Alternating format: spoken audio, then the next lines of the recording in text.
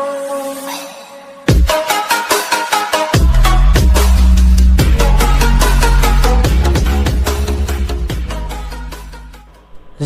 আমি ভূতৰ চিনেমাৰ কথা কওঁ তেতিয়া আমি বলিউডত কথা নোকোৱাকৈ থাকিব নোৱাৰোঁ। আজিকালি ইফেক্টবোৰ ইমানেই ভাল লগা হৈছে যে ভূতবোৰ আচল যেনেই লাগে।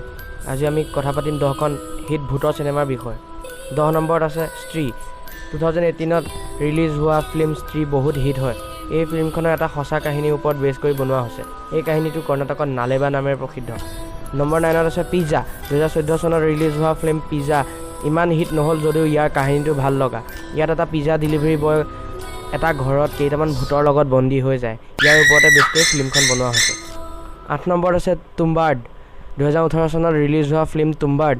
এই ফিল্মখন হিন্দু দেৱ দেৱী আৰু মানুহৰ লোভ আদি সকলো দেখাইছে। এই ফিল্মখনত এখন ব্লকবাষ্টাৰ নহ'ল যদিও ইয়াত এটা ভাল ভূতৰ কাহিনী আছে। 7 নম্বৰত আছে পৰী। 2018 চনত ৰিলিজ হোৱা ফিল্ম পৰী মানুহ আৰু ভূতৰ মাজত সম্পৰ্ক থকাটো অতি ধুনীয়াকৈ দেখুৱাইছে।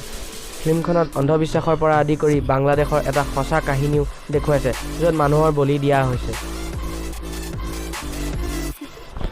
6 নম্বৰত আছে ডৰনা মানা হে।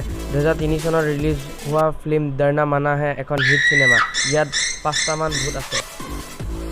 5 নম্বৰত আছে ৰাজ।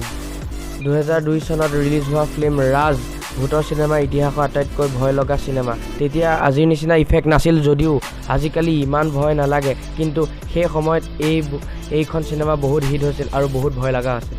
4 নম্বৰত আছে 1920। 2008 চনত ৰিলিজ হোৱা ফিল্ম 1920 ভূতৰ চিনেমাৰ ভিতৰত এখন অন্যতম ফিল্ম। এই চিনেমাৰ অলপ চিত্ৰ বা দৃশ্য ইংলিছ ফিল্ম এক্সৰ্চিজমৰ পৰা কপি কৰা হৈছে যদিও ইয়াৰ ইফেক্ট আৰু এক্টিং ইয়াক সুন্দৰ কৰি তুলিছে। 3 নম্বৰ আছে ভূত। 2003 চনত ৰিলিজ হোৱা ফিল্ম ভূত এখন হিট চিনেমা। 2 নম্বৰত আছে হাউচ নেক্সট ড'ৰ। 2017ত ৰিলিজ হোৱা film the house next door এখন ধুনীয়া ভূতৰ ফিল্ম। এই ফিল্মখনত চীনৰ এটা ঘটনা দিয়া হৈছে।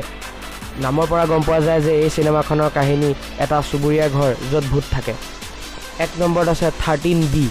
2009 চনত ৰিলিজ হোৱা ফিল্ম।